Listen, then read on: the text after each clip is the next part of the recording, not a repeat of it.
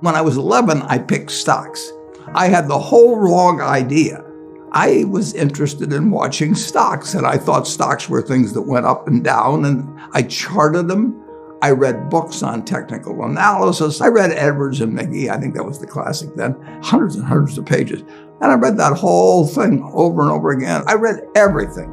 And I thought the first 8 years, I thought the important thing was to predict what a stock would do and predict the stock market. And then I read Ben Graham, when I was 19 or 20. And I realized that I was doing it exactly the wrong way, but it didn't hurt that I had that background and everything.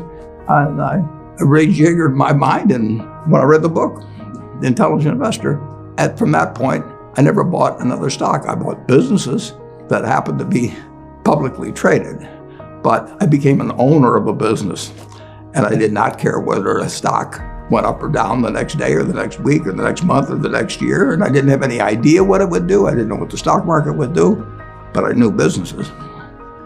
I'm a bright guy who's terribly interested in what he does. I've spent a lifetime doing it, and I've surrounded myself with people that bring out the best in me, and you don't need to be a genius in what I do. That's the good thing about it. If I went into physics, a whole lot of other subjects, I'd be an also-ran. But I am in a game that you probably need 120 points of IQ, But 170 doesn't do any better than 120. It may do worse, probably do worse, but you don't really need brains. What do you need? You need the right orientation. 90% of the people, I'm pulling a figure out of the air, but 90% of the people that buy stocks don't think of them the right way. They think about something that they hope goes up next week. And they think about the market as something they hope goes up. And if it's down, they feel worse. I feel better. And you think about? I think about what the company's going to be worth 10 or 20 years from now. And I hope it goes down when I buy it, because I'll buy more.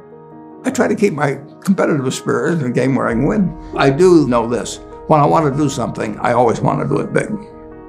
I put my whole net worth in City Service Preferred, $114.75. Right.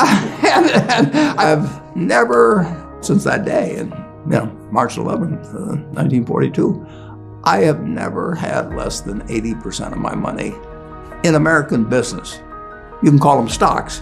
Or equities. But I see them as American business. I've owned a piece of American business, at least 80% at all times. I don't want to own anything else. I want to own a home and things my family wants and all that. But owning 5 homes doesn't mean anything to me, because I'm going to be happy in one home, and there's a certain amount of things that go wrong with everything. And if I got 2 homes, I know I've got more problems and I don't have more happiness. What brings you the happiness? What makes me happiest is what I'm doing. I enjoy 2 things about it. One, I know I'll win over time. That doesn't mean I'll beat everybody else or anything like that. But I'm in a game that's very, very, very easy if you have the right lessons in your mind about what you're buying. I'm not buying stocks. I'm buying pieces of overwhelmingly American business. And I'm happy when I'm doing it. I'm happier when stocks are going down, because I can buy more of them with the same amount of money. I'd be happy if I was a farmer. I'd want farmland to go down so I could buy more acreage. It just makes sense. I'll tell you the second thing I really like. I like being trusted by people. I would rather do what I do with partners than do it sitting in a room myself, even though I might make more money that way. Let's pretend there is no stock market. Let's say I had to buy these privately, like you buy a farm privately, like you buy an apartment house privately. They're investments. So you're looking to say, what can I do with money I've saved to put it away so I feel good about getting it back later under any circumstances, but not necessarily on a given moment. But if I have a farm, it's going to take me a while. But people would be so much better if they actually didn't have a stock market in terms of buying businesses. The United States economy, and it's very easy to look at the statistics on it. I mean, more people, a greater percentage of the American population is wealthy now, or having more income now than they've ever had. And if you look at whether Bank of America would give you their average deposit, I mean, you just look at the wealth. The That doesn't mean everybody's wealthy, but it does mean relative to any other period of time. I mean, people have more money now.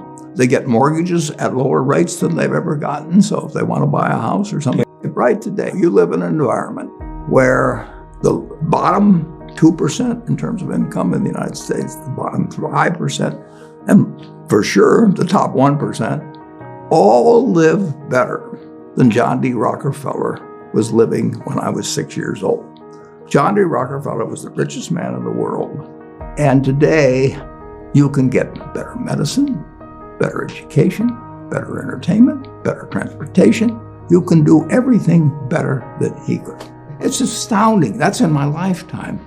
If he wanted to watch a football game, he still had to go there. And I can sit there with this big screen, and they keep showing me the replay, so that and explaining to me what happened and everything. And maybe everybody doesn't have a screen as big as mine, but damn near everybody has a screen or an iPhone or a computer or access to one.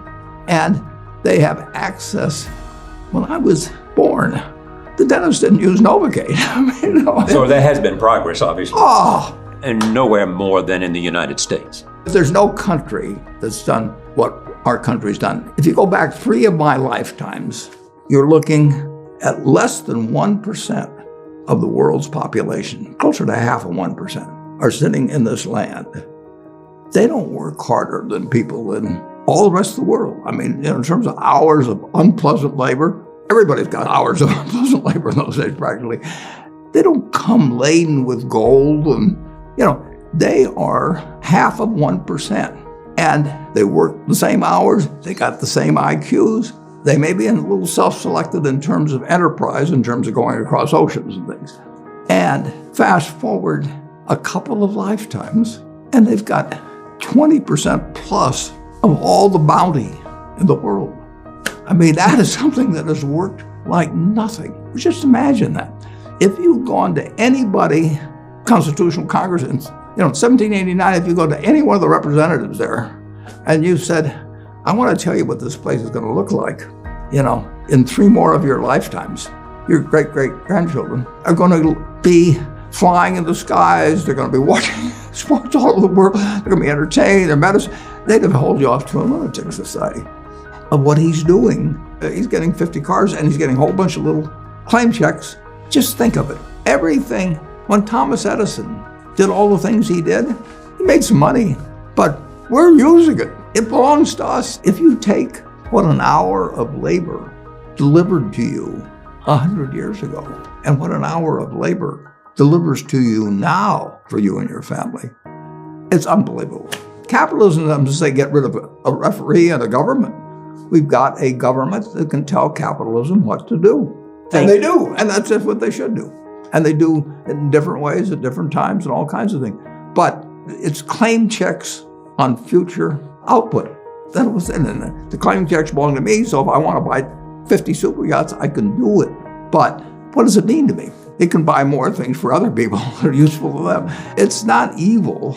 The federal government is the boss in the end. And they shouldn't screw up capitalism, and capitalism shouldn't screw up the federal government. It's very simple. It's evolving, always. We started in 1789. We had business, and it's gotten far, far, far, unbelievably more productive for people. And the only thing it can do with what it produces is give it to other people. It isn't like the 50 richest guys in the country can say, I'm just going to eat everything. They're turning out products. iPhone that I have, which I'm probably the least capable guy in the world of working with it, but it makes life better. But that comes with government. So far, we've got the best system. We've got a better system than we used to have, and we'll have a better system 50 years from now. Why are you so sure? Well, I've seen 91 years of it. I've never seen a period where I didn't believe that. Not every aspect. We can go backwards in some. No, it's not. But it's unbelievable what has happened. I mean, just think of it. We've had a civil war. We've had a Great Depression. We've had all these things. Pandemics. Yeah, I'll guarantee you we'll have something, next year and the year after and the year after. But in a herky-jerky but dramatic matter, business moves forward, government moves forward, more important, people move forward. I mean, I am happy to tell people that the same thing I've told them before, but it's They'll never get the message, most of them, but a few do, that the most, best thing to do if you want to invest for the long term His index. And it's the S&P 500 index. Right. And what's happened, of course, is that organizations like to grow. So they set up indexes on different industries, different countries. And as soon as you do that, you're violating basically what Jack Bogle said. He says you don't know enough to pick the right businesses, which means you don't know enough to pick the right countries, you know enough